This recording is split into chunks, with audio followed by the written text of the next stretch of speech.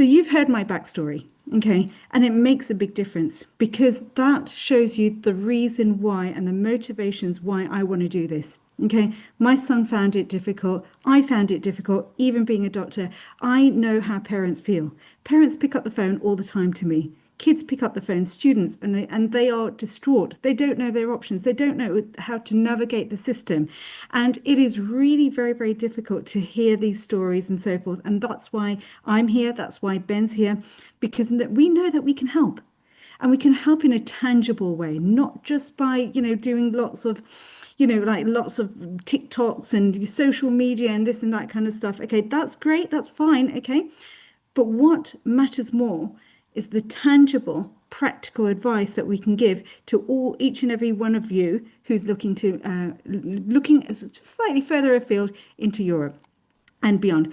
Just a little bit, sorry, it's not a CV, I promise you. Okay, so a little bit about me. I am still a practicing GP with over 37 years of education. My husband always laughs at that number. 37 years of educational expertise, if you like, almost 30 years of clinical experience as well.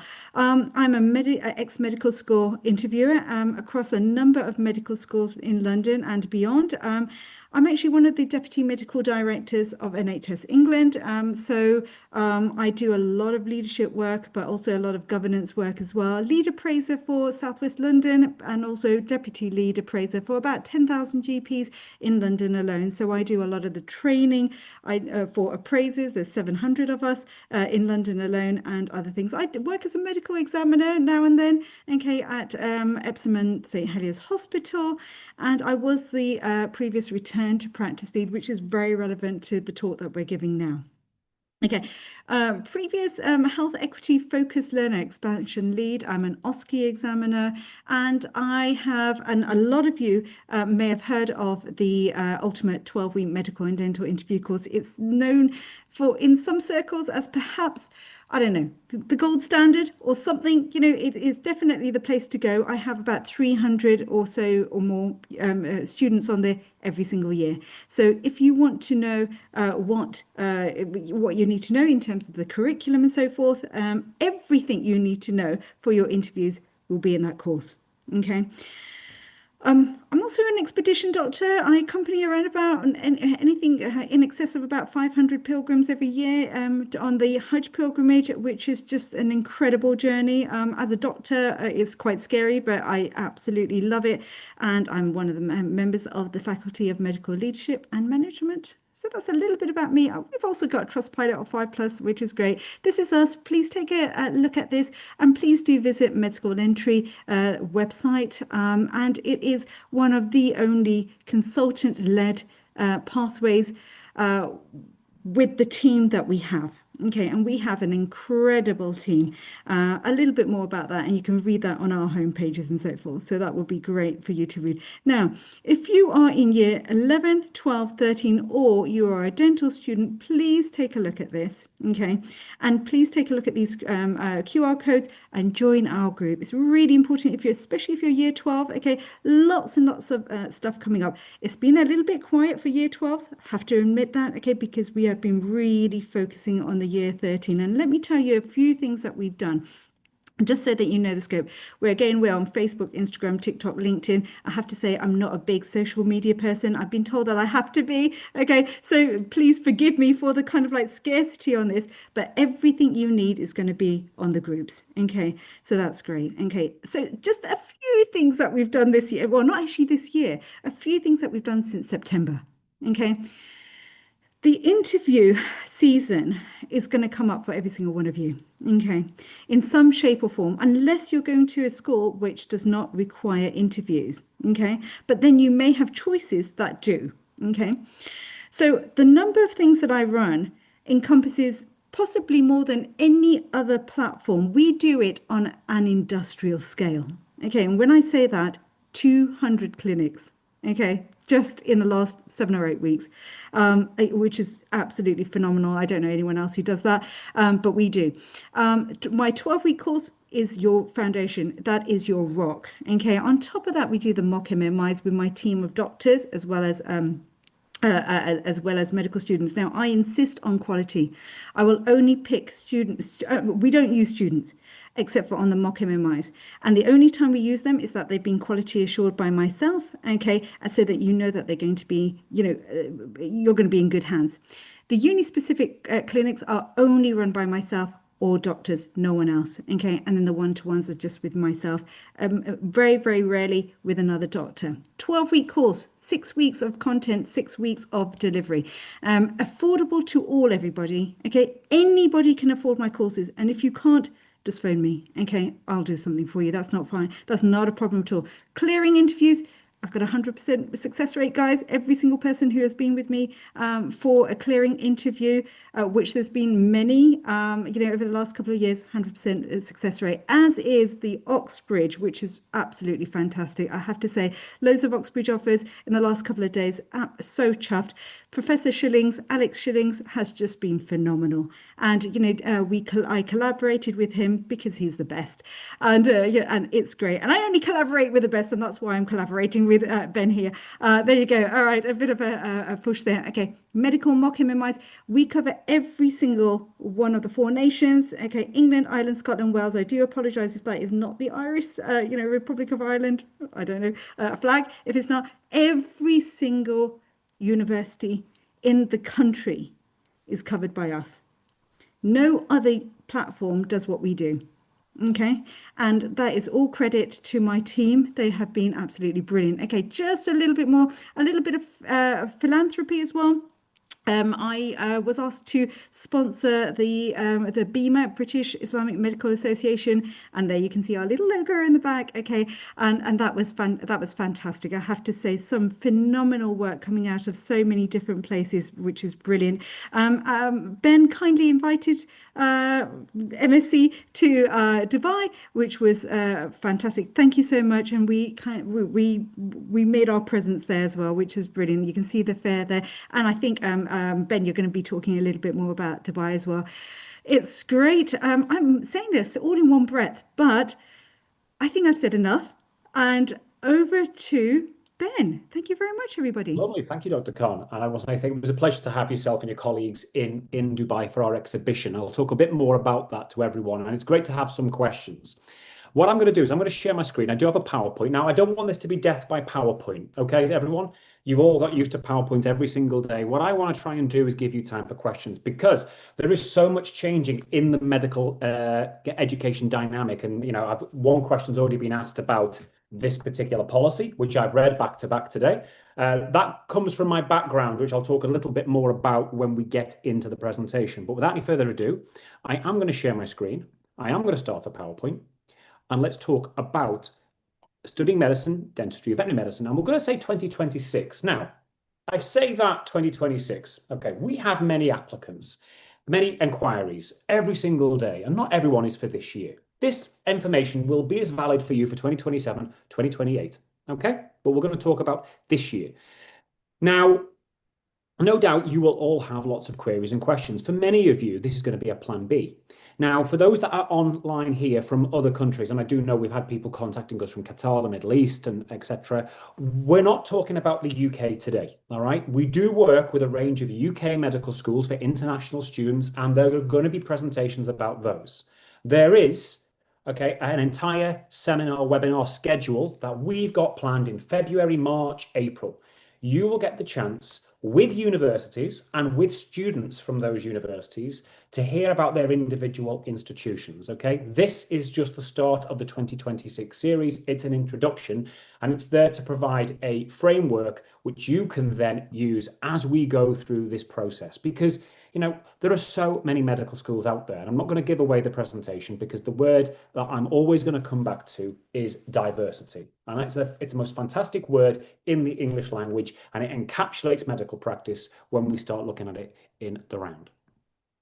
So who am I? My name is Benjamin Ambrose. I am actually a physiotherapist by background, but I spent most of my actual career teaching in universities. I taught physiotherapists, nurses, doctors. I even did health policy, which is why, I don't mind reading particularly boring documents like the Medical Training Prioritisation Bill. I was a lecturer there and was the recipient of the Excellence in Teaching and Learning Award. And in that process, I came across so many fantastic young people who would make exceptional doctors. But as everyone knows, the competition for medical school seats was fierce back then. It's fierce now. And as those who applied for 2026 know, it got 10% more fierce this year with an increase to medical school applications. So I started helping students back in 2011 that I met going to universities in Europe, providing them a completely free of charge service to help them go to medical schools in Europe. And as you can imagine, it just became bigger and bigger and bigger. And we'll talk a bit about who we are in a moment, and you'll see the scale of what we do all around the world. I've been a presenter at the Council of International Schools Global Forum for College Counselling.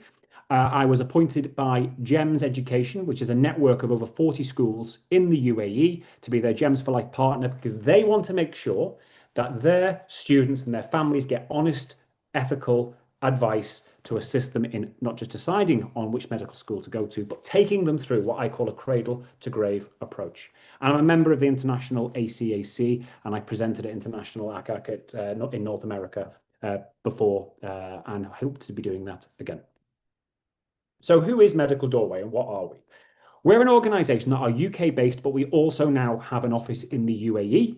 And our job is to help students make the right decisions when they are applying to medical schools in the UK and Europe. Now, I don't do what Dr. Khan and her colleagues do. We're not involved in UCAT prep. We don't do UCAS stuff. We do work with a small number of UK medical schools for international students. But today's presentation is more focused for those people who are in the UK. I do know there are some internationals online, but we are going to just talk about Europe today. But if you are a student around the world who are looking to come to the UK and you want to increase your chances, we can give you completely free guidance and advice on that and introduce you to universities. And we are going to have a few UK medical schools on webinars in the coming weeks. We are there to help you to choose the right university fits in Europe for you, help you go through the application and selection procedures, all right? And help you then transition to university. Now, this is especially pertinent for British students now because we're not in the European Union. And the biggest change has been the migration difficulties that students can face when studying in Europe because we do not have freedom of movement, okay? Then we're going to give you the chance. Anyway, what we'll then do is we're going to present you with some universities, talk about transition, and then I want to give you plenty of time for questions. Now, do please type your question into the Q&A feature, all right? That's critically important if I'm going to be able to answer your questions because I need to be able to read them. We will read your questions out because not everyone gets to see them, but we'll leave you anonymized, whatever that word is. I can never say that one. But we will not expose who you are. There is no such thing as a stupid question, okay? Please, the only stupid question is the question that doesn't get asked because I don't know what's in your head, all right? It could be something nice, it could be something unpleasant, but let's get the question dealt with altogether. Then, a lot of the questions that come in will be the same types of questions, okay? So don't worry if your particular question doesn't get answered in that order. We try to group them together, okay? We're obviously going to discuss current issues. It would be the elephant in the room not to discuss the NHS plan, which came out last year, to discuss the current situation with the Medical and Training Bill, but also to talk about the General Dental Council, because there are so many misconceptions about these three policies and organisations. I even had an email this week about the General Dental Council. Someone who was planning to be on tonight's webinar had a particular question about that, because unfortunately, and as Dr. Khan will tell you, there are lots of organisations out there that don't have your best interests in mind. There are lots of organisations that want thousands of pounds from you. They want it by bank transfer. They don't have offices. I'm in my dining room today, but I do have two physical offices, one here and one in the UAE. And they are literally after bank transfer monies from you, and they will sell you short. They do not have your best interests in mind, and they will often twist the truth to get money from you because we know that there are many more applicants than there are seats available. And as a result, people are desperate to enter the career of medicine and dentistry and veterinary medicine and a variety of other careers. And you can get misled. And I do come across people that get misled all the time. I only work with people outside of Medical Doorway that I trust. Dr. Khan and her colleagues that I've met before, I do trust them. We don't work with any corporate entities because I find that when it comes to things like medical school counselling, UCAT prep, MMI prep, it's all about the individual. It's all about that personal touch. And that's what we hope to offer at Medical Doorway as well. So we are here to provide that free of charge guidance and counselling and full assistance. We're here to do the most important thing ever you will do as a doctor, We're here to listen. Most important anatomy lesson I was ever given was my late mother, who will have died on the 19th of January back in 2002. So a while ago now. It's her anniversary coming up soon. But she told me I have two ears and one mouth for a reason. And as a doctor, as Dr. Khan will tell you, the vast majority of what she does as a GP is listening to people, because it's only through listening to people you can diagnose them. The tests you order, the things you do are there to confirm a diagnosis that's based on listening. And we are going to listen to you. Medicine is tough. Dentistry is tough. If you're not in the right environment for you to study medicine or dentistry, your mental well-being is not going to be taken care of, and you will not graduate. Not because you're not intelligent enough, not because you're not working hard enough, because you're a square peg in a round hole. And it's so important that we find you the right place. I had a student last year who was misled by an organization, ended up in a small town in a particular country, and it wasn't the right environment for her. She was American, she was from New York, and she was somewhere which was completely alien to her. We worked with her. We've now got her replaced in a capital city, in a historic university, and she is thriving. So it is about finding that right fit. We're actually directly appointed and employed by the universities. So we actually coordinate the applications. You apply on the Medical Doorway website, we do the applications, and many universities don't have a system like the UK. I'm going to talk more detail about that, but you will find that many universities have entrance exams. Some of them are online, many of them are not. And we run those entrance exams all across the world. This year, we're running exams in London, before and after A-levels, and even some in clearing, in Hong Kong, in Berlin, in Dubai, in Toronto. In fact, our Toronto exams are absolutely snowed under this year. It's going to be amazing to go back to North America and help US and Canadian students applying to these institutions. When you're accepted, we help arrange all the legal work, the translations where required, get your enrollment documents. So all you then need to do is turn up for your visa appointment and then get ready to pursue your medical studies as an international student. And I'm going to use the word international student regularly, okay? As an international student, your experience of studying medicine is going to be very different than if you're a domestic student in the UK. When we start looking at the graph and the numbers, it will all make sense. So let's look at the facts and figures. Now, all of you who've applied through UCAS this year, or those who are applying through UCAS or planning to, you need to make yourself aware of the numbers. And these numbers I'm going to show you are out of date. So clearly I need to up my game a little bit. Medical school applications are very competitive. Now, this was to 2024. Okay, where there was a reduction after COVID. However, this has started to turn around now. And there are, I think, 10% increase in the number of applications this year for 2026 enrollments. And Dr. Khan, I'm probably right in that. It's just under 24,000, I think, isn't it? So the interesting fact here was that there were 23,000, 28,000, and then 41,000 applicants for UCAT alone. Okay, Yeah. so what we are expecting is in the region of around about 41,000 applications to UK and European, well, beyond that, applications Yeah. to medical school globally from a Yeah. UCAT perspective. Yeah, so that was definitely including Australia and New Zealand in that particular case, I believe. But the applicants through UCAS, based on the data that we had, there has been a 10% increase. So you are in a competitive environment, okay? All right. For international students, the numbers can vary. It's difficult to get accurate data all the time, but it can vary. But we've calculated roughly about 625 seats for international students across the whole of the UK.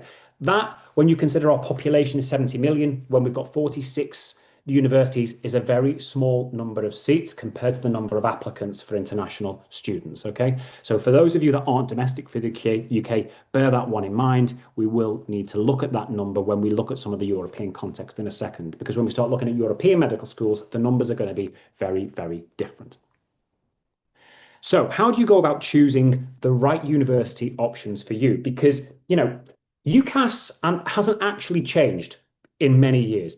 I'm just going to give you some context. So I applied to university in 1997.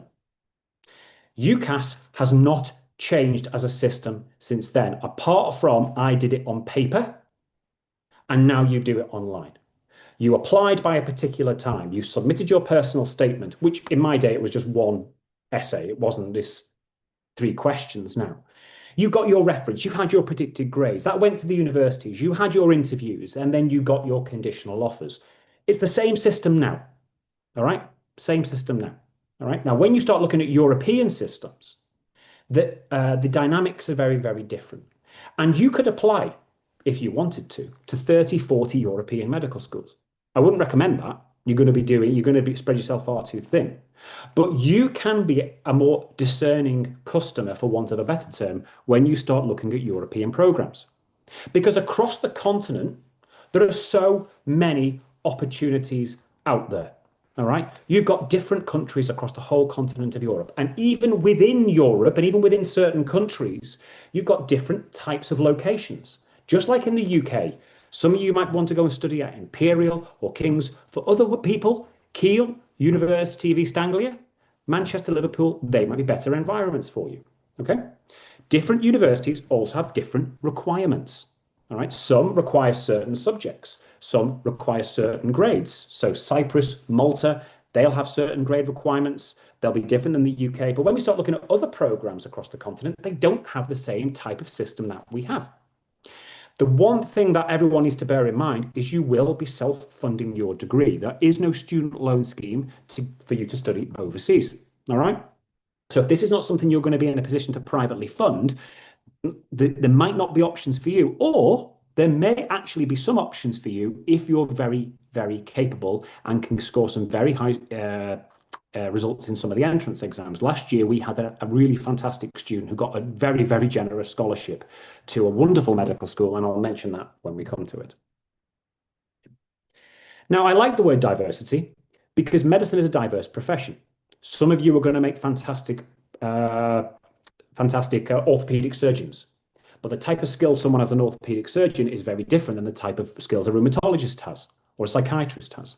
Yeah. And we also need a diversity of students because we have a very diverse population in the UK. All right. And only a medical profession that represents its community can truly support it effectively.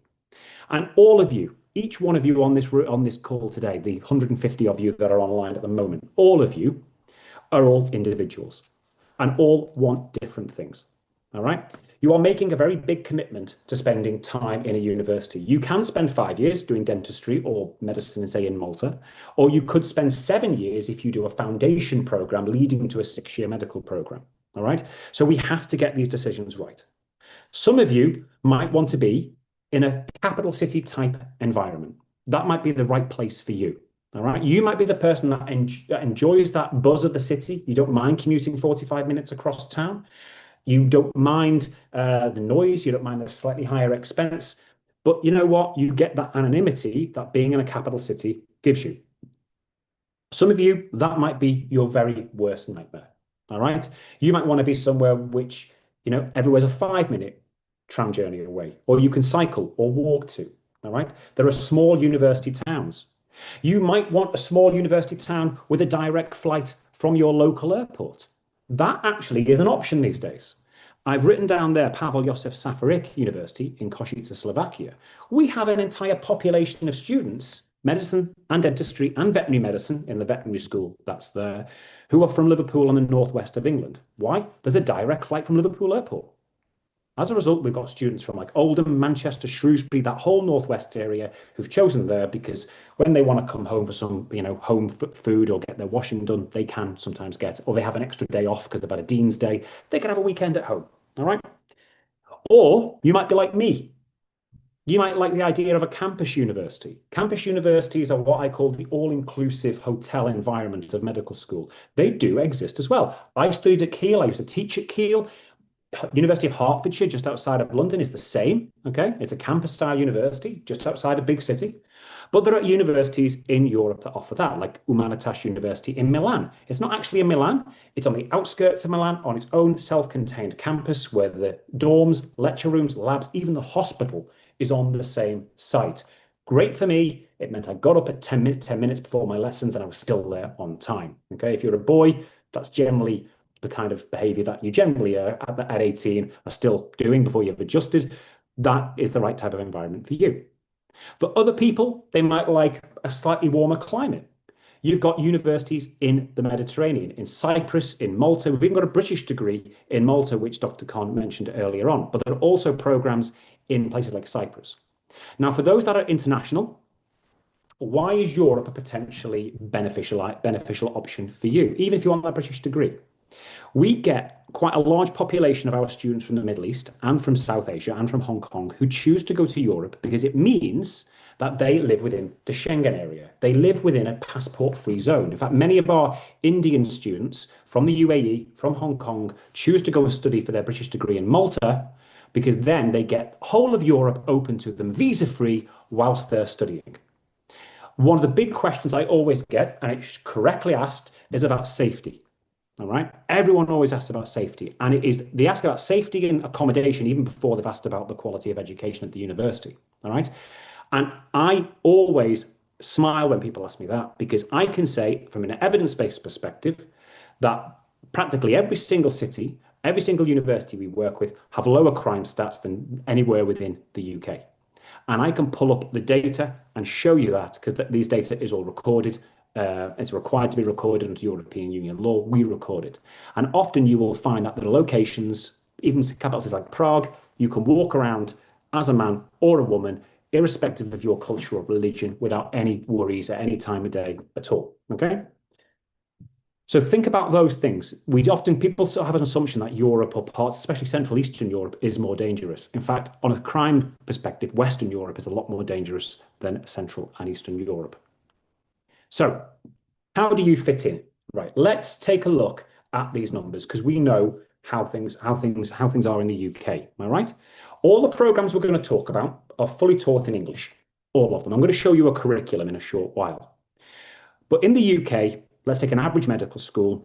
The vast majority of seats are for domestic students. There are a few cases where they're not. There are a few universities like Hertfordshire or St Mary's or Brunel or UCLan up in the northwest, which are more for international students. All right. But in the UK, the vast majority of seats are for domestic students. That's British, Irish, or people with settled status in the UK. And a very small number are international. All right. When we start looking across the continent, and we start looking at different countries across the continent, that's the important thing to say. Europe is not one place. It's made up of different countries that have different rules and regulations. You're going to find a different dynamic in seats. Let's take Humanitas University in Milan as an example. Okay, they have 200 seats a year. 150 of those are for EU passport holders or EU residents. So if you are living in the UK and you have a passport from a European Union country and Switzerland, all right, and Norway and the EEA, you are actually classified as domestic, as EU, even though you don't live there. So if you've got a British and German passport, you may never have lived in Germany, you may never have stepped one foot in Germany, you are considered EU. If you're British, born British, naturalized British, have a British passport, you are non-EU. Okay, all right? But then they have 50 seats available. So in that particular case, 25% of the seats on that program are available for students who do not fit in the EU quota. So the dynamics you start to see are a lot different. Let's take universities that don't have such a split. The University of Nicosia in Cyprus, or the Queen Mary program in Malta, or European University Cyprus's campus, both in Cyprus and in Frankfurt, or University of Nicosia have just opened up a new campus in Athens. I was there in November. It was absolutely spectacular. In those institutions, they do not have a division. Everyone is considered equal. Doesn't matter whether you're from Norway or North Korea, yeah, whether you're from Mozambique or Montenegro, whether you're from France, Finland, Fiji, it doesn't matter. Everyone is considered the same academically, everyone is considered the same for tuition fees, and everyone has the same ability to access the scholarships that they have available, all right? The only difference is a process you have to go for migration. And then there are the programs which are the most common across the European Economic Area. These are by far the most common. These are the parallel degrees. You're going to find these in the Czech Republic, Slovakia, Bulgaria, Hungary. I can go on, Poland. All right. Here they have programs that are for local students taught in the local language, and a parallel degree taught in English for the international students. Now, why are they called parallels? Imagine train tracks. Each train track is identical.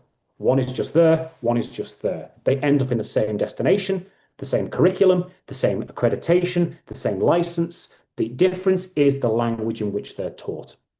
All right. And then you're going to find that there are thousands of seats across the continent available for international students to take up and study. We actually also get some students who in theory qualify as domestic students choosing to study in English. So I do have Czech passport holders studying on the English taught program because they want to learn in English and work in the Anglophone world after they graduate. And they pay the same tuition fees as you as an international student. So there is no division. So somewhere like Pulaski University, doesn't matter what passport you have, you pay 12,500 euros a year, even if you were local and chose to study in English. Now, to give that some context, we talked about 600 seats-ish in the UK for international students. Just the 3 medical schools in Prague will have over 300 seats available for international students. Just in 3 medical schools, they have around 50% of the seats that we have in the UK for international students. So this is why you can suddenly get a little bit lost down the rabbit hole, because there are so many options out there and all of them will let you apply and attempt to get selected. Now, Dr. Khan and I can have a conversation, but one thing we always agree on is if you study medicine in the UK, it doesn't matter if you go to Oxford or go to Keele or go to Manchester. You're studying the same stuff. You might study it in a different way. So Oxford have a tutorial-based system. Some universities have case-based learning. Some have team-based learning. Some have problem-based learning. They're all much of a muchness, to be honest. But they have different systems of teaching you, but they teach you the same material. Irrespective of where you come in the world, your anatomy is the same, your physiology is the same, you get the same diseases and conditions, okay? All right, COVID was global pandemic, it wasn't local, yeah? So you will be, especially in the first 2 years, studying the normal human body sciences. And once we've got an appreciation of the normal human body, you will then spend more time learning about the clinical sciences. So your anatomy goes from normal anatomy to pathological anatomy. And from years 3 to year 5, you'll spend an increasing amount of time in hospitals, meeting real patients, practicing your skills. Practically all of the universities now have world-leading clinical simulation centers, which you work in your first 2 to 3 years before you end up in the clinical environment. And if you look at somewhere like the University of Ostrava or Masaryk University in the Czech Republic, their clinical simulation centers will embarrass what we have in the UK. All right, they really do.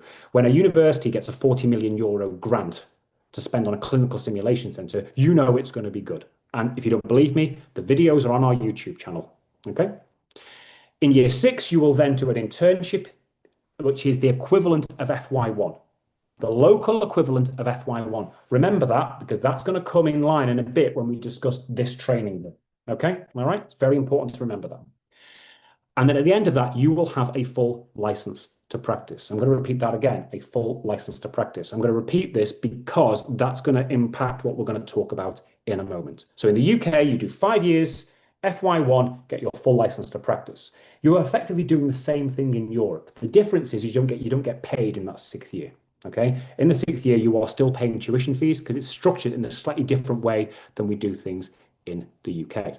And you're going to find this model, this is taken from Pulaski University in the Czech Republic, but this model generally you'll find repeated and rehashed in different ways across the European continents. Yeah, some of you might do anatomy, in year 2 or some anatomy in year 2, but on the whole, the content is the same as you've progressed through the program. Now, parents, what's it going to cost me? It did say it has to be privately funded. You're going to find there is a great diversity of tuition fees across Europe. As a rule of thumb, the more Western Europe you come, it's going to be more expensive because salaries are higher, overheads are higher. If you're in a capital city, generally speaking, it's going to be more expensive because overheads are higher. Ask international students who study medicine at Imperial versus studying medicine at Hertfordshire. There is a big difference in tuition fees between those institutions. All right. But you can spend, anywhere from 9,000 euros up, in fact, even less. For those that are potentially interested in veterinary medicine, the University of Veterinary Medicine and Pharmacy in Košice, Slovakia is absolutely spectacular. And it comes in at less than 9,000 euros a year. And I do have to say that I believe vets are the most intelligent people in the room. If anyone's a vet here, give yourself a pat on the back. You're most intelligent people in the room because your patients do not talk back to you. All right. They bite you. They just don't talk back. But I'm from Liverpool. My patients bit me and then talk back to me, or talk back to me first and then bit me.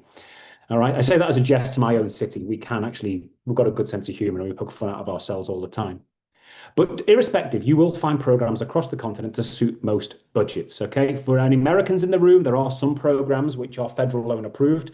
I think at the moment Masaryk has just dropped off that list, but Charles First faculty is still on it. And you will find scholarships available in some form at different universities across the continent. But if you're an international student for the UK, even the Queen Mary programme in Malta is going to be significantly cheaper than what you're going to spend in the UK. All right. So what do you plan? Another thing to think about is where you plan on doing your career. All programs we work with enable you to go to the USA or Canada. So the USA is basically the United States Medical Licensing Exams is for the US. The MCCQE is actually for Canada. Interestingly, I had a conversation with a UK university today who are looking to implement USMLE training as part of their program. All right, because we do actually help students with an organization to do USMLE training because, and this is the other thing we're going to talk about, is at the moment, for those of you who are in the UK, you're automatically at this minute thinking about studying in the UK, studying in Europe, coming back to the UK and working here. That might change over the 6 years of you living overseas. For anyone who's lived overseas, been overseas, it gives you a different dynamic. And in fact, I've got some case studies at the end to share with you how things change. The one critical thing I'm going to say is leaving the European Union didn't change how we recognize European degrees. And that's written on the GMC website. If you qualify in the European Economic Area, your degree and the license that you get is automatically recognized in the GMC once you've had your degree validated through the ECFMG, which is a very quick process, without taking PLAB, without sitting the medical licensing assessment, because the UK recognizes the licensing exams that you've taken in that European Economic Area member state. And that is written on the GMC website. Don't believe me? Go to the GMC website, to the EEA section. You'll see that for yourself. This doesn't apply if you qualify outside of the European Economic Area. And I have had 3 phone calls today from people that have lost money to agencies who've gone to Georgia, which is not even in Europe, and they're definitely going to be affected because they're going to have to do the PLAB, and they're probably going to be affected by this bill because their internship will not be sufficient for them to commence practice as above the training grade. Okay, so bear that one in mind. Okay, now let's talk about the elephants in the room. Okay, this all started from the NHS plan. I've read the NHS plan. All right, it's well over 100 pages, believe me. Okay, the question is, does it discriminate between UK and EU graduates? This is a critical question. Does it? Because there was so much talk about this. No, it doesn't at all. It does discriminate, but not based on where you graduate. This is the first step. This isn't the prioritisation bill. We're going to talk about that in a moment. But if you go to page 109 to 110, the plan is to reduce non-UK nationals working in the NHS to 10% by 2035. All right, so firstly, good luck with that. And if you don't believe me, I've done screen captures of the lines that say that. So this isn't me writing this at the bottom.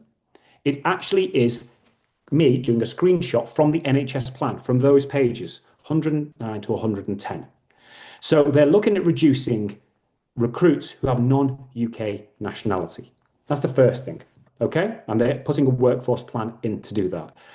Is this going to work? Is this going to happen? People in the UK aren't living any healthier, so I am a little bit skeptical when looking at the macro socioeconomic data. However, that's the plan. So the NHS plan does not do that, and that is written in black and white in the plan on those pages. I am a lecturer, okay? I was a scientist, so obviously everything I have to say is evidence-based, okay? I'm not here as a salesman. Okay, the next thing is the medical training prioritization bill. This one that's been discussed, I think, a lot today or the last few days. All right. First thing to say, this is in its first reading only. If you go to the government, it's still got its second reading to go. It's still got its third reading to go. It's still got to go through the House of Lords. Then it goes to Royal Assent. So amendments will be made in some way, and people are going to debate this. But I've read it as it is. And there are 2 aspects of this which you need to be aware of. One is access to the foundation training scheme. Okay? None of our EU graduates have done that. None of our EU graduates have applied for the training scheme because they were actually fully licensed doctors when they qualified from their university. All right? Okay? The next one is the big thing that's been talked about. It's the speciality training, isn't it? Because it's very competitive to get those speciality training posts. EU grads who've come back to the UK and worked here will have NHS experience. They'll have a British passport, a GMC license, and NHS experience. So they are not, under this policy, the way it's written, again, they can't be discriminated against because they have the same rights to work, the same GMC license, and based on the fact that they've got NHS experience, they will actually be what's called I think it's a exempted person or something like that. The terminology is a little bit strange, but I'll pick up that in a minute. But as I said, what's it called? Subsection. There was a terminology they use in this document because I've been reading it today. Priority group, that's the one, in the priority group, okay, if you've had NHS experience, okay, all right? And our EU grads will have had that NHS experience. So you might ask yourself, what exactly did he do? Okay, well, this is how you progress through European Economic Area training, okay? You study at an EU medical school. You do your 5 years and your internship year. In your 6th year, you take your state exams of that country, whether that be Bulgaria, Slovakia, the Czech Republic, wherever it is, you take your state exams. After you've taken your state exams, and this is written on the GMC website, you apply for a full license to practice. Now, that is effectively a license that's operating at the FY2 level. Now, does that mean you get an FY2 job? No, it doesn't.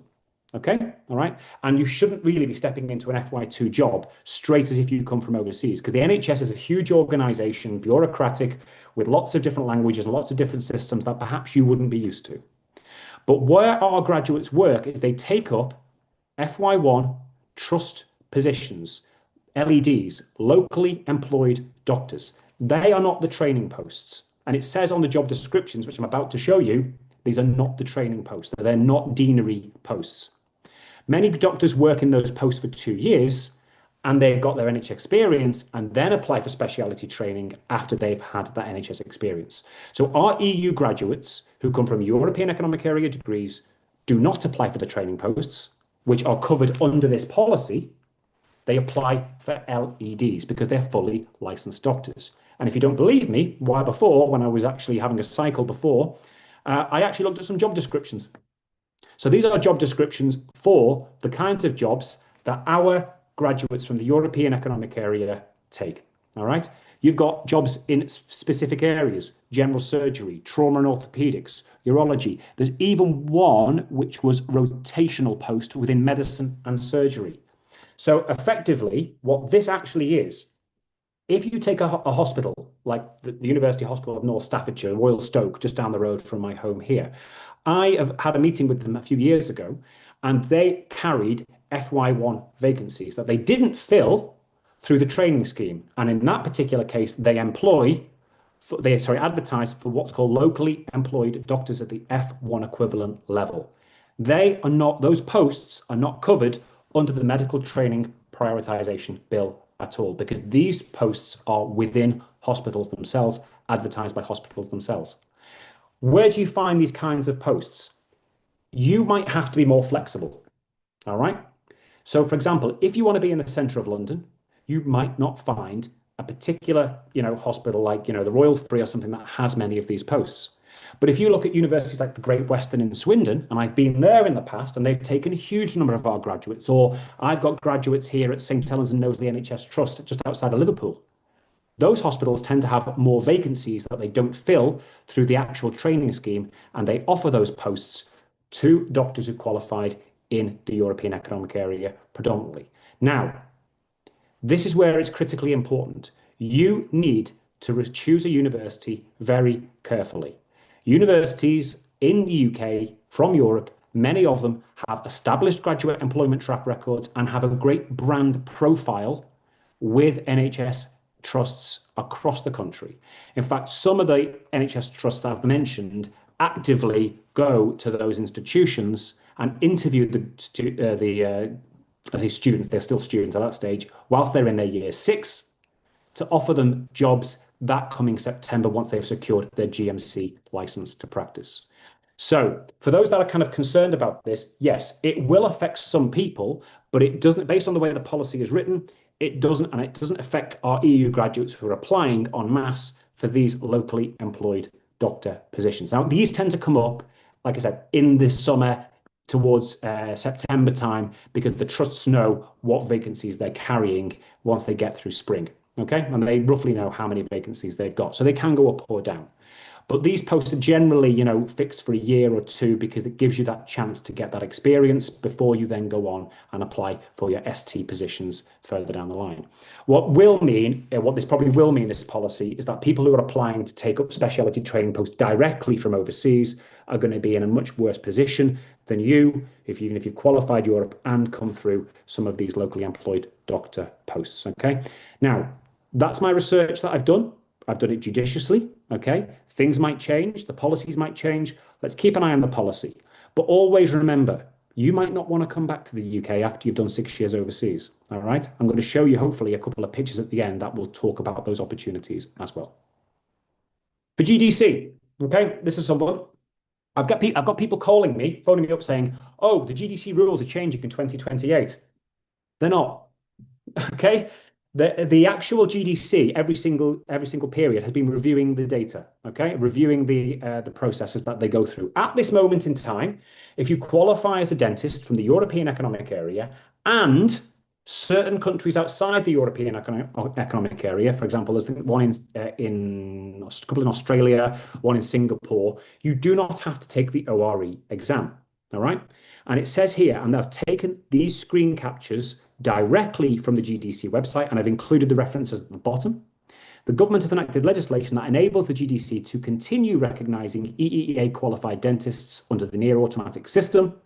These arrangements were reviewed by the government in the first half of 2023 and extended for a period of 5 years. We do not know what arrangements will be in place after this period of time. So in 2028, there will be another review.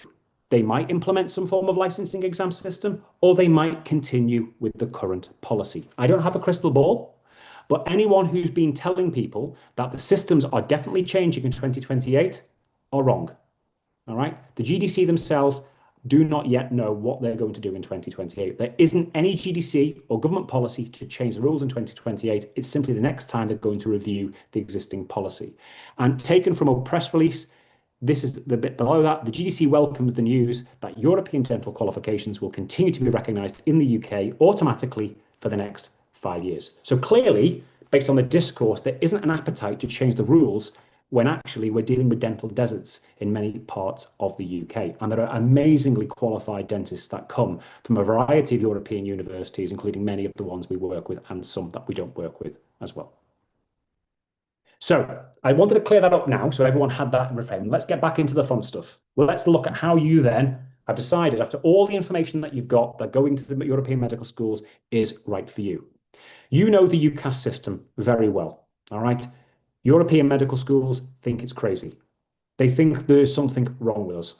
Because how could you apply or take an exam in the summer, apply by October the 15th, and have an offer which is conditional on achieving certain grades on your A levels that you don't find out until August? Just think of that for a minute. We make you wait for about 18 months before you even know if you've been admitted to medical school after you make your first preparations for UCAT.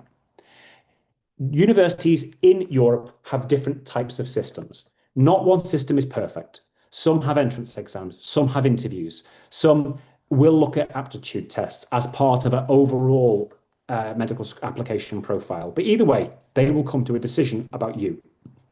Now, there are two systems in play.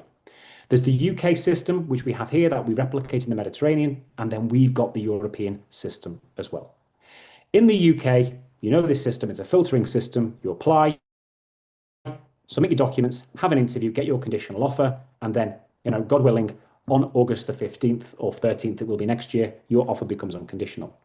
In Europe, the continent of Europe, it's a very different system altogether. You apply, submit your documents, but European universities on the continent, by mass, use their own specific entrance exams. And they differ, and they're individual to universities. Like I said, we run them in the UK, we run them all over the world. We do.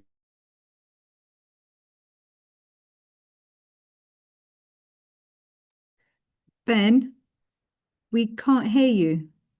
You suddenly went on mute. do some online. Particularly Oh, offer them. Can okay. you hear me There's a now? bit, yeah, there's a bit of a lag. Yeah, no, we can hear you. That's great. Thank you.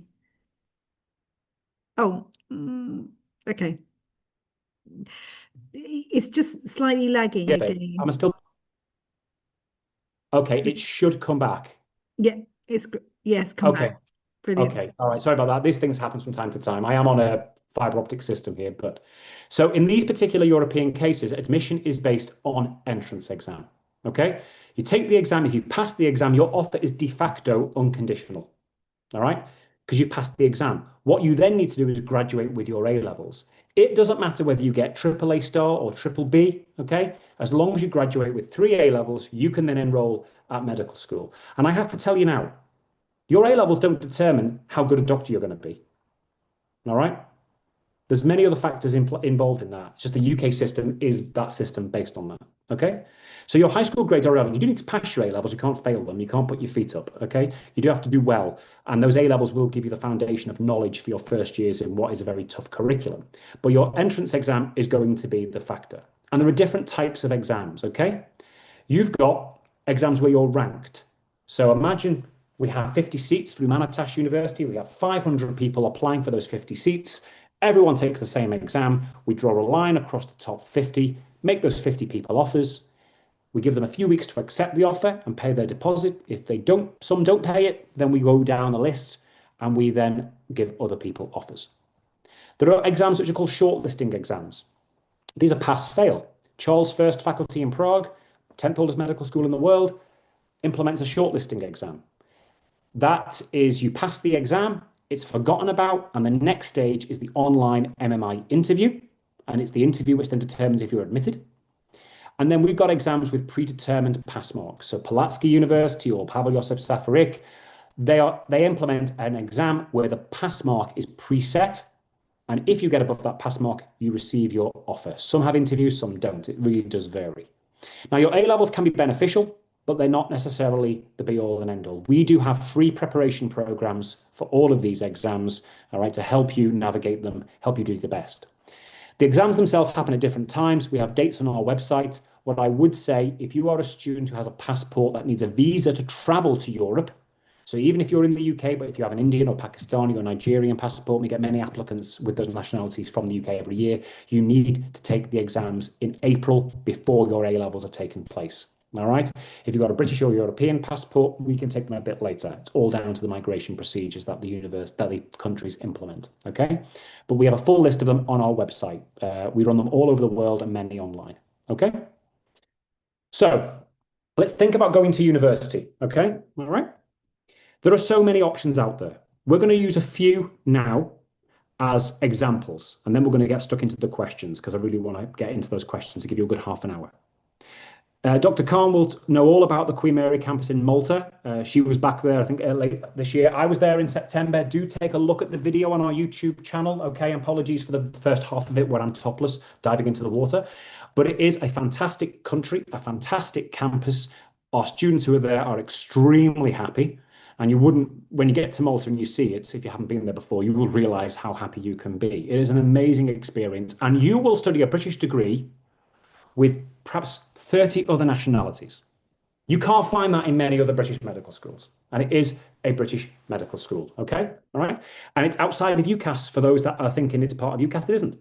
You can apply for free of charge at Medical Doorway and then go and visit the campus, make your mind up, and then decide if it's going to be the right option for you. But I do have to say, for those that were thinking about domestic fees, it is more expensive. It's €39,500 a year. But for an international student who's potentially paying nearly 60,000 in the year for some universities, it can be a significant saving and you get to live in a beautiful place. Alternatively, for those that want that campus environment, but outside a city, you've got somewhere like Humanitas University in Milan. The entrance exams are in March. For those of you that want to go next year, September, or want an option to go, you need to apply now. We've had people prepping for this exam since back in August, back in September. If you're serious, you apply now. If you're a European citizen, the fees can be as low as €10,000 a year.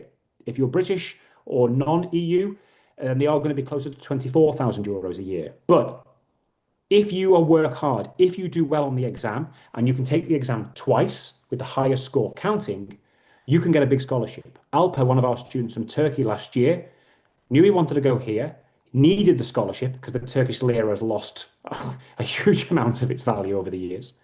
He needed that scholarship. He worked hard. He scored in the top 10 of the Humat, was interviewed. His tuition fees went from 23,000 euros down to 5.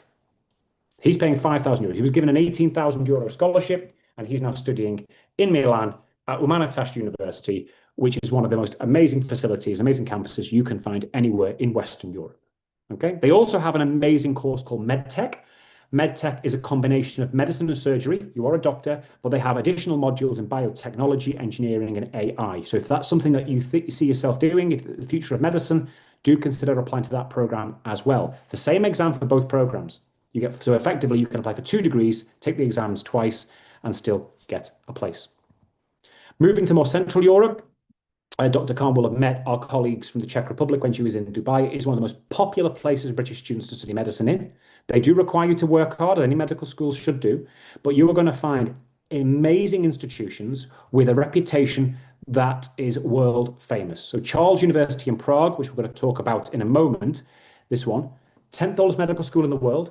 In the UK, only Oxford and Cambridge are older. All right. It's got US federal loan approval, Californian accreditation. It's probably the more expensive programs in Central Europe. There are programs that are less than half the price of this one, but I'm using it as an example. If you went to Charles, you're an Oxbridge candidate. That's the level of university that you're going to. It doesn't show it the same in the rankings internationally because of the way the algorithms work, but it would be considered one of the top universities in the world. During World War II, a lot of the actual doctors, medical students from Charles University were brought to the UK, evacuated the UK, and they were given a degree. I think it was from Cambridge University or maybe Oxford. I can't remember which one. Okay. And the degree was awarded by Oxford University in the name of Charles University during World War II. This is how famous this institution is. But across the continent, you're going to find various programs. Okay. And these are some of the entrance exams that we run in London. This is one of our smaller exams. In fact, we can do exams with 50, 60, 70 people in to these particular institutions. So where do we go from here? If you're in the final year of school, you do now need to start looking at this as your plan B.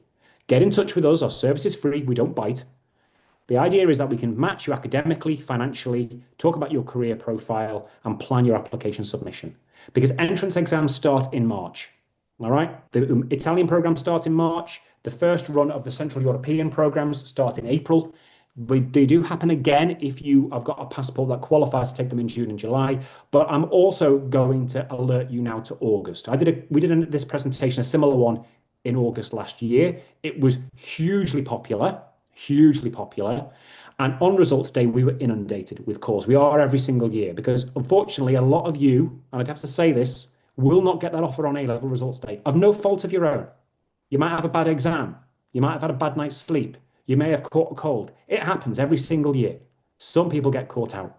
So please, there is diversity. There are many opportunities. It's never too early and never too late to start. However, don't expect the same variety of options to be available in August than they are going to be if you apply earlier. Now, you are going to have lots of questions. We're going to get into them, but never ask me this next question. Never ask me what the deadline is. If you want to see me get angry, and I'm not an angry person, don't ask me that question, all right? If you're asking about deadlines, you'll apply at the deadline. More often, you'll apply after the deadline and then try to get an exemption. It won't happen. A deadline is a deadline. It also means you're going to be not that prepared for the exams. As Dr. Khan will tell you, and I can tell you because I've taught anatomy, you can't learn anatomy in a week, all right? When you get your anatomy notes, you start revising straight away because anatomy is just memorization, all right? You need to think about when you should start. I've got applicants who applied before we even opened for applications. They've been prepping for entrance exams. We've got nearly 100 people prepping at the moment for the Humanitas exams. So really, it is a question of when you should start, okay? If you want to come and meet universities, you can do so at our events. We have an event every year in Dubai. For those that are 2027, now the event for 2026 was last November. We have an event in Dubai next year. It's the week after Diwali, so I think it's like the 15th or something like that. Then we have an event in London at the Royal Society of Medicine as well. That's going to take place the first weekend in December of 2026. Okay, that's for 2027 enrollment, and you can check those videos out. In the interim, you can get in touch with us directly. Now, if you implement the lessons we've talked about today, you could become like Aaron.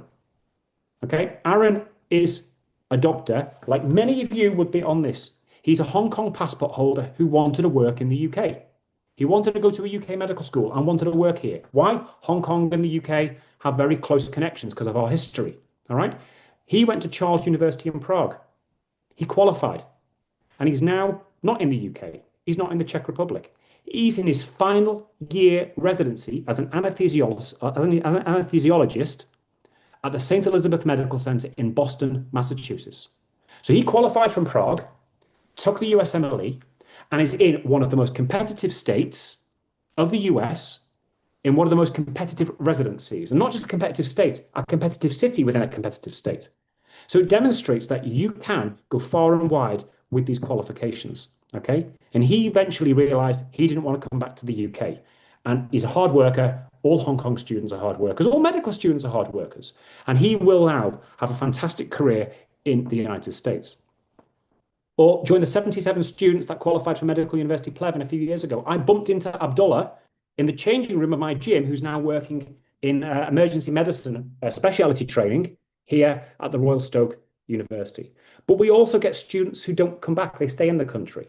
We've got students who've qualified in one country and stayed there. One of our dentists, she graduated, she met her boyfriend, now husband, in the Czech Republic. She was British Nepalese, very tall, and he was like 6'5", blonde handball player, more muscles than I could ever imagine. And she now works as a dentist in the Czech Republic, earning the same salary that she would do in the UK. So her house is a lot bigger than it would be if she was in London. Okay? So if you need more information, our website, check our YouTube channel out. Alternatively, book a call with us. Okay? All right. We are available. You can book a meeting with us, and then we can actually go through your individual requirements at the right time. What I would say is just give me a break for 2 weeks. I'm in the Dubai office for 2 weeks, but I will be available kind of beginning of February for any consultations. And you can book it Monday and Wednesday directly with myself. My colleague Marina, who's the brains of the operation, does all your applications and emails. I just do a lot of the consultations, okay? But we wouldn't be anywhere without Marina. She is an absolute godsend. And Dr. Khan met her when she was in Dubai as well. Now, we are going to go through the questions. There are lots. So let's go through one by one.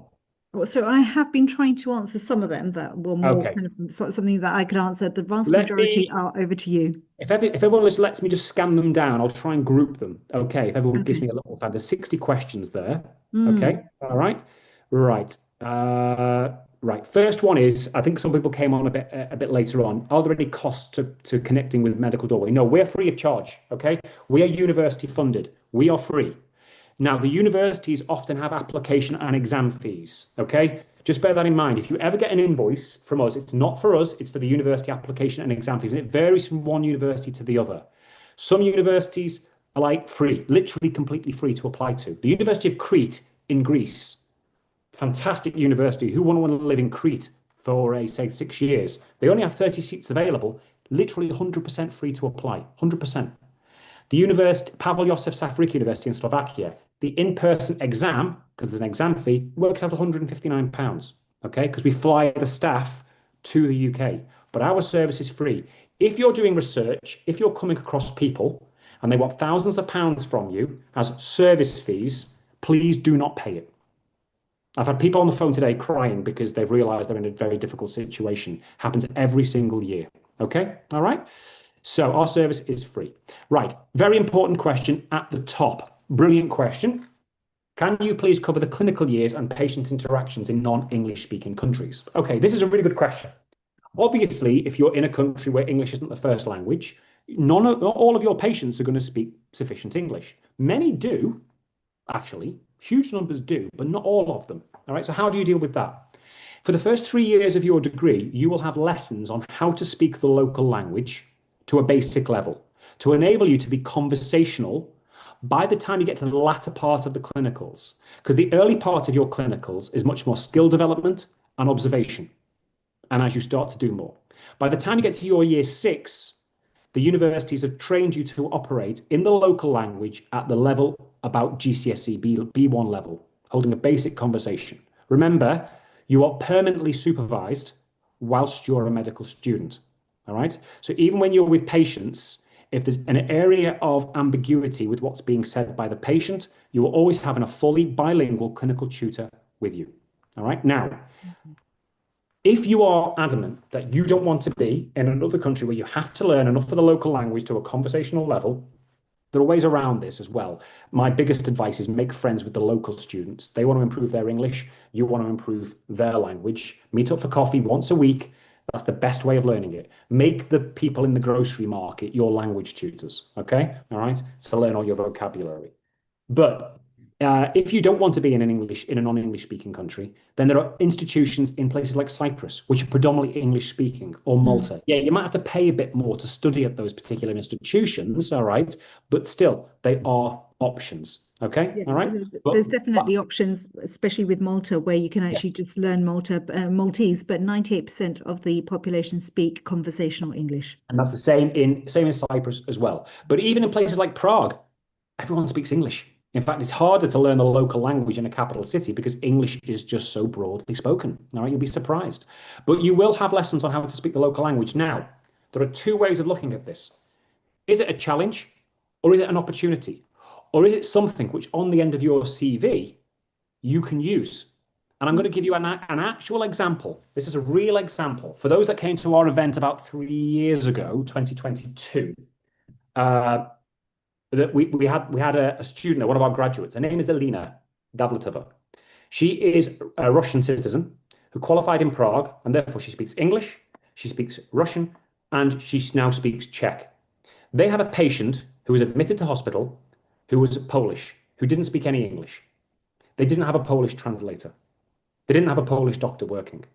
But Alina, with her knowledge of Russian and Czech, was able to take a history because of the similarities between the languages. Now that, therefore, was an asset. An asset to her, an asset to the patient, an asset to the hospital. So don't always think of it as a particular negative, okay? Don't look at it. Look at it as an opportunity, okay? So let's carry on. I do have a table. Sorry. Yeah, so Ben, you're just grouping them together as well. There's quite a few dentistry ones as well, and especially with Italy. So Italy, yeah, Valencia, we don't work Madrid. with any dental programs in Italy, right? Okay. I'm going to mention something about Italy to get it out of the environment. People look at Italy because they see that the public universities are cheap. Okay, the one thing about the public universities, they don't do the selection until September. So you will not know if you've been admitted until September, October, and then you enroll more or less straight away. If you're not successful, and if you're non-EU, you can only apply to one, then you're defaulted into a gap year. Okay, all right? But I can't help with any dental programs in Italy. Okay, all right? We can work with many dental programs across Europe, world-class dental programs, right? But we can't help with any with Italy, I'm afraid. Okay, all right? Some other questions. Thank you so much, Ben. Okay. So some other questions when it comes to entrance exams and the levels Yes. that we're looking at. GCSE, A levels. Okay. What are we looking Brilliant at? question. And someone's asked, do we do assistance for, I noticed someone for the interviews for Czech. Yeah, we do full prep for everything. We have a full online prep system for the Czech exams called CzechTestPrep.com. Anyone taking our exams gets free access to it. We also do live interview prep for those particular universities as well. But in terms of the entrance exams levels, all the exams are multiple choice, all of them. Okay. Now, how do they select the questions? You are going to find that the questions come from a very broad range of abilities. Some of the questions are going to be GCSE level. Some of the questions are going to be AS level, what we used to call AS back in the day. Some are going to be A level. Some might even be above A-level standard. Some might be like higher level international baccalaureate standard, because what they're doing is they're sampling across a very broad base. Okay, they're trying to assess if you're the right applicant for them, and they need to cater to a very broad range of students from across the world. So do expect the questions to be very, very broad across the ability. I can't just say they're A-level or this. Some of them are going to be very basic. My son, who's doing humanities at A levels, even got some of the biology ones right because he remembers it from GCSE biology. Others, no clue at all. Now, our system that we have to help students prepare for it doesn't replace your A levels or your IB or your high school diploma. It refines your knowledge and it gives you access to thousands of sample questions. Okay. All right. And if you study from many of those sample questions, you're going to find some of them repeat, because with multiple choice exams, there's only a certain amount of questions you can ask. Okay. Okay. So some other questions about FY1 and FY2 training and how that is incorporated within the training that you do abroad. So Okay, so is yeah, that your provisional year as opposed to your the full yeah, so registration? basically, it, the European standard is 6 years. It's the same in the UK actually. Okay, the difference in the UK is that when you leave the university after year five, you go into the deanery, yeah, and you're paid for your FY1 job, but Mm, you're not a fully licensed doctor until you've completed adequately FY1. yeah. Okay, all right. In fact, one of those posts I took the caption of it before was quite. I'll mention one of those job descriptions I put up earlier. So effectively your FY1 is the equivalent in the European programs. Now, does that mean you're going to go straight into FY2 when you come back to the UK? No, because you need that adjustment. In fact, many of the hospitals that we've worked with that do recruit significant numbers of the graduates from the universities we work with have policies to support the international medical graduates in their trust-based positions. In fact, one of them, and I'm going to pull up the caption I found before when I did a screen capture. They said there was the deanery position. One of them said the job is not a deanery. Yeah, this one was from a urology post. The post is not a deanery approved training post, although the post provide FY1 level work experience and teaching. Additionally, we provide access to the Horus, the deanery online training logbook, which allows trust practitioners to document their learning achievements. So even if you're not on if you're in a locally, that was which hospital was that? Oh, I can't remember now because I capped it out. But that's this particular one. This was the main duties of the job. It's right there. Okay. And and the other place that you can actually find a lot of these kind of like trust posts, NHS jobs. Okay, it's Exactly. full Yeah. of FY1, FY2 positions all the time. The other thing that you can do is actually phone up certain hospitals that are nearby, Exactly. go Yeah. to their HR departments and ask them what their criteria is. The other thing to do as well, and many of our graduates do this, is contact your local hospitals or contact hospitals that perhaps are not close to a medical school. All right. Find hospitals in the UK that are not close to medical schools Oh, and yes. Yeah. ask for a summer elective. They will be delighted to hear from you. I'm going to give you another story. This is, again, a real story. I know someone's mentioned Bulgaria. Amin, one of our students, Amin graduated quite a few years ago now. He loves hill climbing. He's a 6'5" British Southernese guy who likes climbing up hills. So he did electives every summer in Fort William in Scotland. And Wow. he then went to work there. And you know what? They snapped his hand off. He built a profile, he built a relationship with the people in that trust, and he demonstrated his level of knowledge and skills. And he said, I'm going to work in Fort William. And he actually went straight into an FY2 post because he'd done so much FY1, he'd done so much many electives at that hospital that he already had a significant amount of clinical experience, and in addition to his equivalent of an FY1 post in his European university. Okay, and yeah, no, absolutely, and certainly those kind of what we used to call DGHs. Okay, so district general Yes, hospital kind of yes. like places. Okay, they will absolutely love anyone who's going in there because of partly because of the fact that they only have very limited supplies of training posts, and they want Exactly. others who are non-training post registered. Locally Local, employed doctors, LEDs. Yeah. The absolutely, one thing to absolutely. say is that don't think a DGH hospital gives you lack of experiences. For Oh, example, it's even more. Macclesfield Hospital, they get a lot of the people who've fallen off cliffs Oh in yeah, the Peak District. So they yeah. get lots of nasty fractures, and they also get a lot of nasty fractures from motorcycle accidents who've done this big road from Buxton down to Macclesfield. I saw some horrendous things when I was there in A&E. We then had to do work with them until they were shipped to Liverpool to have their Ilizarov surgery. So yeah, you I will think get they've a got lot of one of the very good biggest trauma trauma experience. units, haven't they? So I around think about because Stoke. they're so near Buxton, they have to. Yeah, Yeah, yeah, yeah. yeah, Okay. So we've got quite a few about adding up the years as well. So you've got your 5 years, and I think you've already touched on this. 5 years yeah. plus FY1 plus FY2. Okay, No, so generally you've put the speaking, 6 years together. after you've done that internship year, you will then effectively are coming to the UK to take those LED posts. If you want to remain in country, it's possible. When you were in Dubai, Dr. Khan, at our event, Mm. you would have met Darren.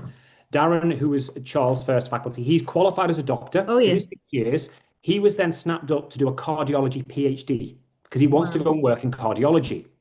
And what better way of doing that than doing a PhD from from a research intensive university? So he'll be getting clinical experience and have a PhD at the end of it. Now he will be Fantastic. able to go anywhere in the world with that, and he Yeah. gets and he gets a free PhD.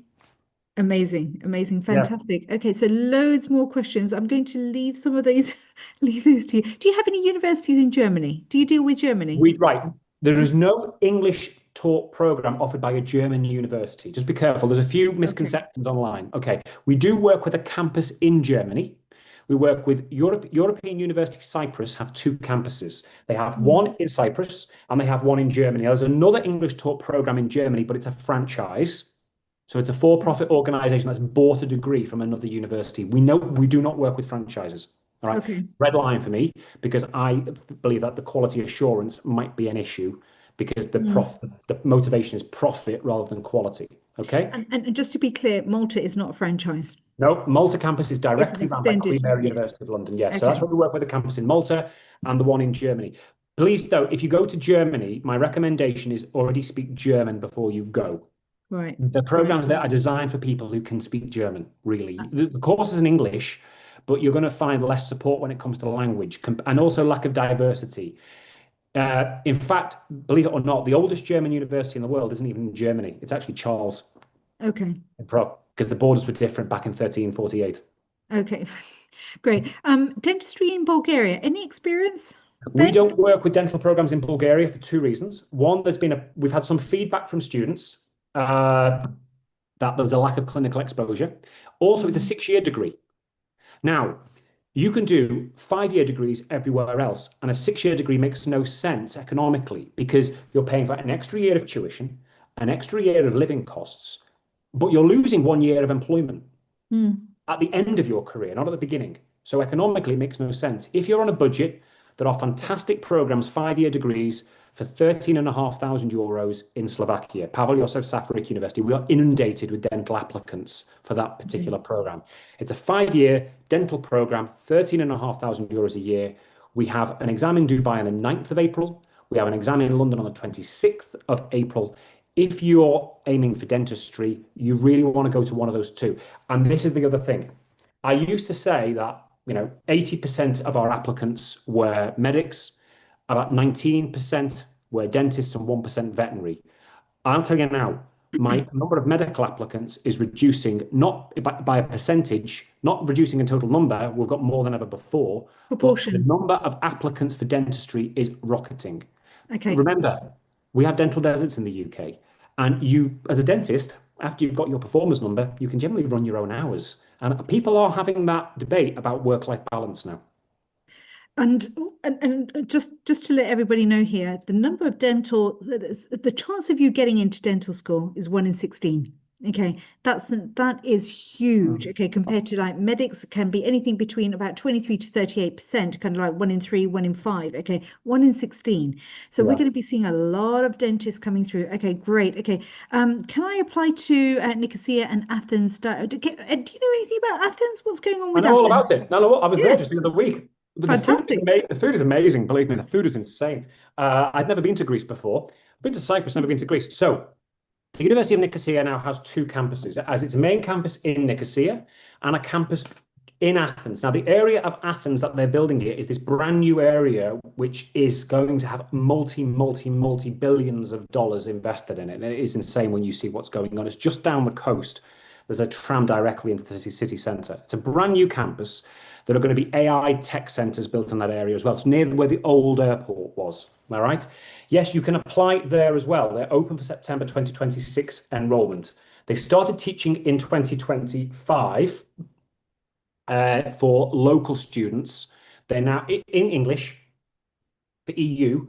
They're now open for everyone for 2026 enrollment. Okay. Admissions are based on an interview.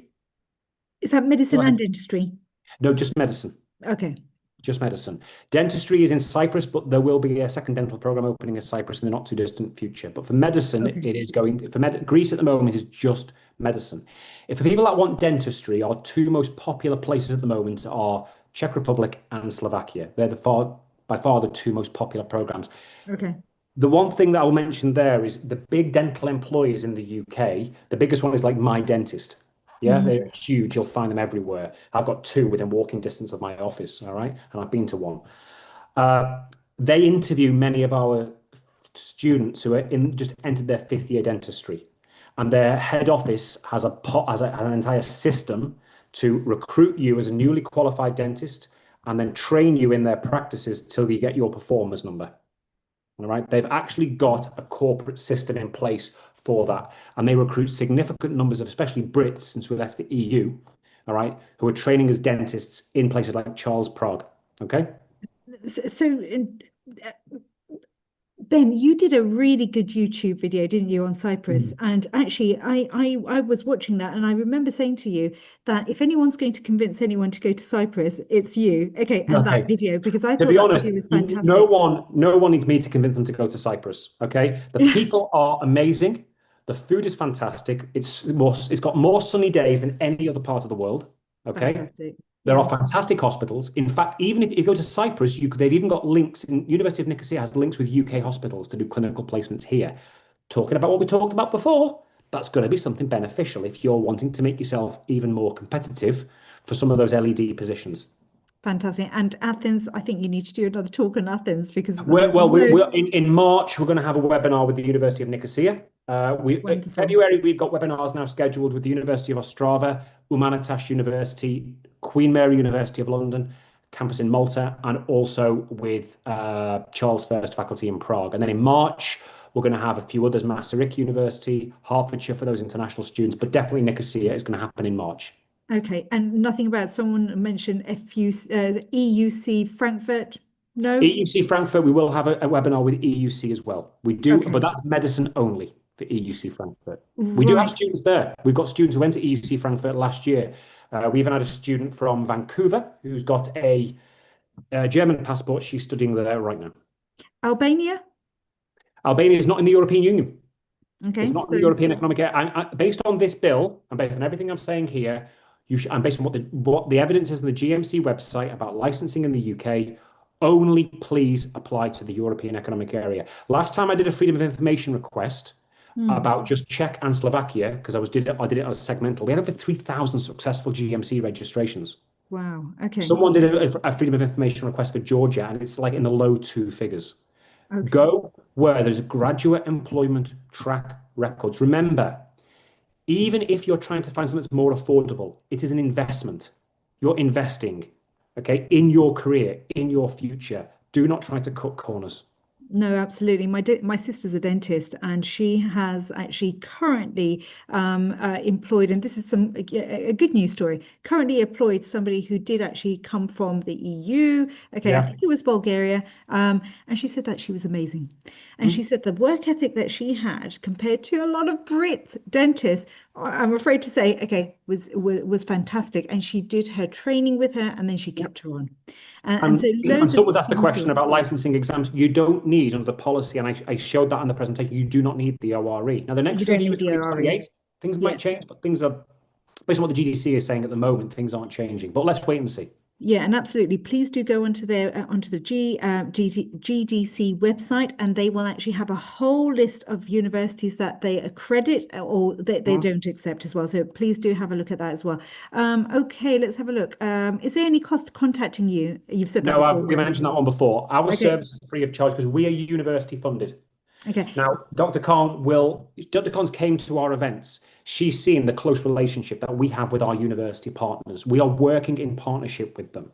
We're here to basically make life easier for you by being that bridge between you and the universities. If you apply through UCAS to say 4 medical schools, you've got one application system, but you're dealing with 4 separate entities. You could apply to 5 or 6 universities through Medical Doorway. You have one point of contact. This is the critical thing. It makes life a lot more efficient for you. And there was another question, is there a cap to the number of universities that you can apply to for medicine or dentistry? Right.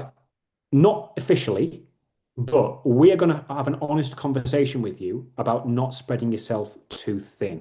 For example, we get students, if you're a student in the room today and you've got a degree from a UK university, let's say you've got a degree from biomedical science, okay?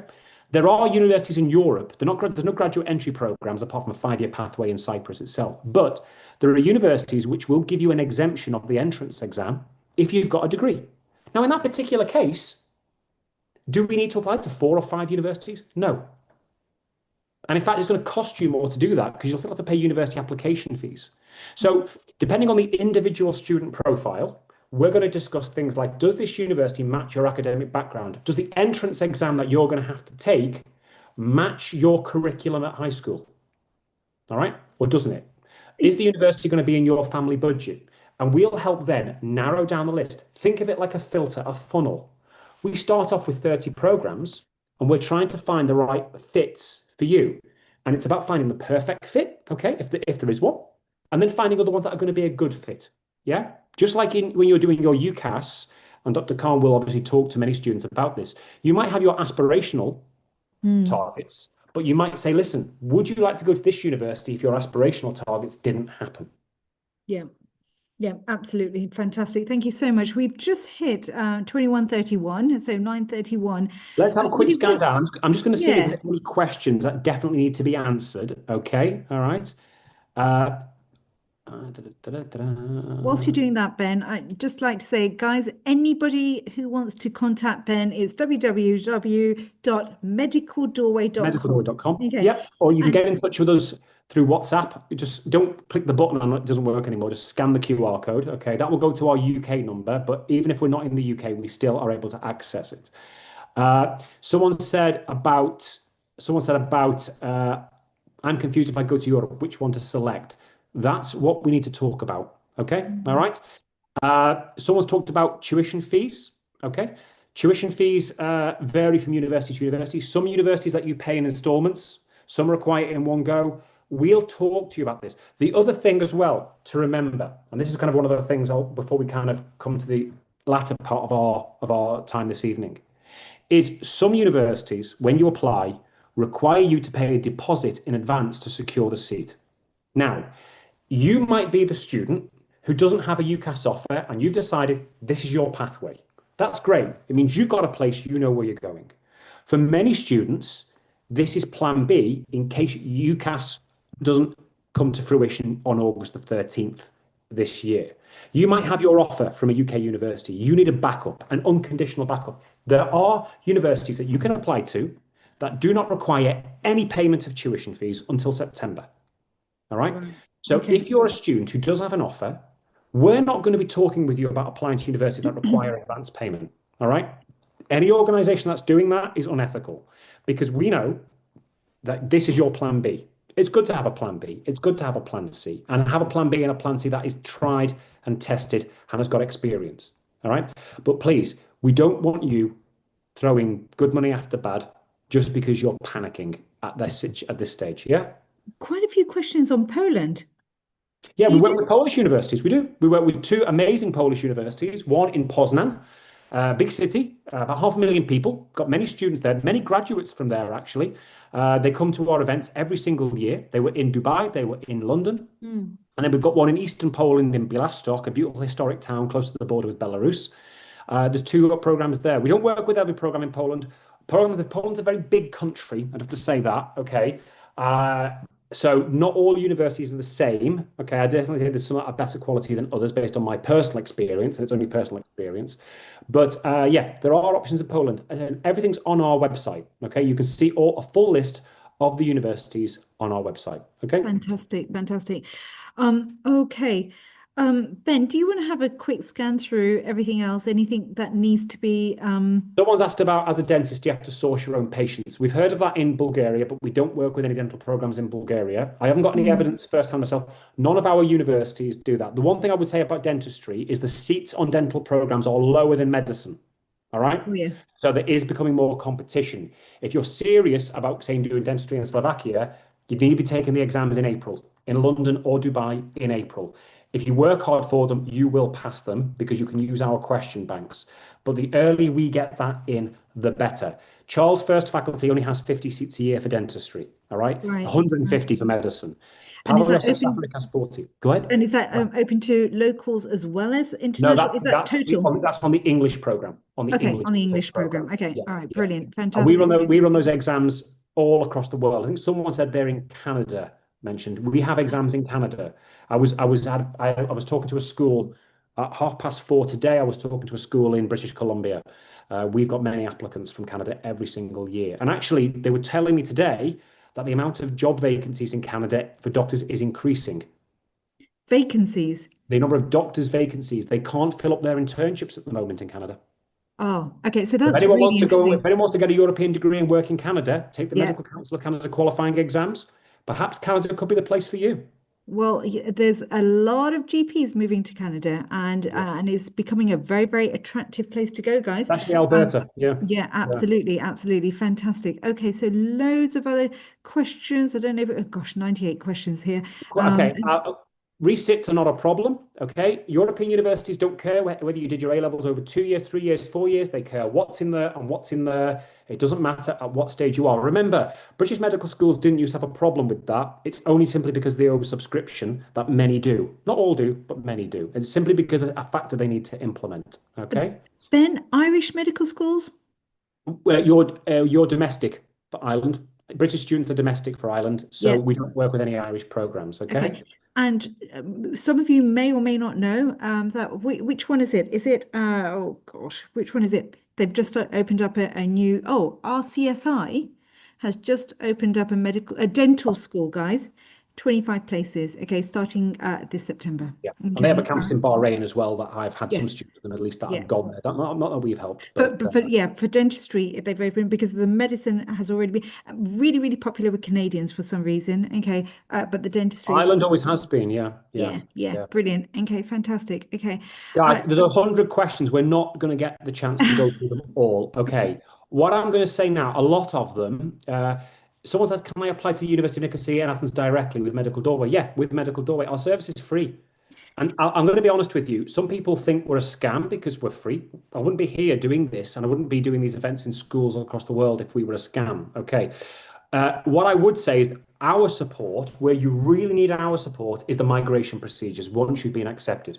Because getting a visa, getting an appointment, knowing how to get things legalized, translated, the right things, we get students who've gone ahead with this process themselves and they can't enroll because they simply have run out of time.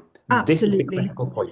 And this is so, so important because the thing is that you can pay people thousands of pounds, okay, and get nowhere. Okay. And you Exactly. can tell, and one thing that I can say with Ben, he's not going to let you down. He's not going to like leave you in the lurch or whatever. He's going to get your visa and he's going to make sure that you get to the place that you've intended to. So please do go with somebody reputable like Ben. Okay. So Yeah, thank you we so do much. work directly with embassies. They all know me, to be honest. We are in Fantastic. there quite regularly. I've For got all another the right meeting. reasons. Yeah, on the right reasons, not the bad. Well, I do push. Sometimes I'm a bit pushy because we need to get students and but sometimes, listen, sometimes because here's the thing is I've developed a great reputation with the embassy. So the embassies know when a student comes from Medical Doorway, the documents are all correct. Yeah. So they know straight away they haven't got to put the student through the same waiting times for the visa appointment. So I often get people into visa appointments in 48 hours. They turn up and the actual documents are correct. Okay. So Ben, just from that perspective as well. So for residency and stuff like that, Yeah. do you deal with all of that as well? You mean residency permits and accommodation? Yeah, yeah. Yeah, yeah, we do that all the time. Yeah, Okay, we do that all the fantastic. time. Yeah, That's a in biggie. many cases we can't get to every university every September. It's just not viable with the number of hours. Mm. But there are certain universities we go to on a regular basis. Those students who go to Pavel Josef Safarik University in Slovakia, they'll be used to me every single September because we physically do a tour of the town. We do the accommodation because they don't have the same kind of student accommodation systems that some other universities do. We have people on the ground that coordinate the accommodation on behalf of students. We do that so you get a choice of an apartment which suits your budget, which gives you the quality you want, and make sure that you've got somewhere to there. We bring parents along with that. I do have to say, parents ask more questions than students. Oh yes, All right. always, always. Okay, fantastic, brilliant. Ben, there's so many more very, very specific There's questions. a lot of the questions are kind of repeating. So the Yeah. critical points, if you under current legislation, medicine or dentistry, if you qualify from the European Economic Area, you don't have to take a licensing exam in the UK. You have to take an English test, but not a licensing exam. Okay? That's just the way that the European systems work in the way that the UK is. For those that want to do entrance exams for European programs, we help you prep for them. That's free. You can access the exam dates on our website. And in fact, you can even make all of the applications through medicaldoorway.com. It's very quick to do it. It takes no more than 10 minutes. In fact, some of the forms are actual common. So I'm just going to share my website very quickly before we go. So this is the current website. What I am going to say is it's going to change. We're currently investing in a brand new website. A lot of money is going into it to make it even more functional. You can find a list of the partner universities there. Wow. You can find the dates of our open days here. They can't book for them yet. The ticket booking isn't available, but it will be available in spring. Okay. Dubai on November the 14th, London on December the 5th. They're all booked, ready to go. Okay. University's already signed up. Fantastic. We've got aspects about medicine. If you want to make an application, you can apply either directly from the university site here and choose where to take your exam. Or if you want to just take a look at all the application forms, there's a blue button, apply now. That does go onto our CRM system. You've got a list of all the universities that we work with here and a link to all of their application forms. Some are similar, some are different. Okay. For those who are British, sorry, you can't apply to the British universities that are in the UK on our website because you're domestic for the UK. That's only for internationals. So St. Mary's and Hertfordshire. Exactly, yeah. Okay. But if you wanted to apply to Queen Mary Malta and you have the budget for it, yeah, more than happy to support you with that application. And again, it's free of charge. Please don't get those two mixed up. Queen Mary's is very, very different from St. Mary's. Okay. Yes. So yeah, no, I was speaking to somebody from St. Mary's yesterday, in fact, and a very, very interesting conversation about them being a private university when in fact they're actually not. They're not a private university for internationals right now. They may be going down the Brunel route of taking internationals initially and then possibly home once they've got that level of structure in place. Great. Fantastic.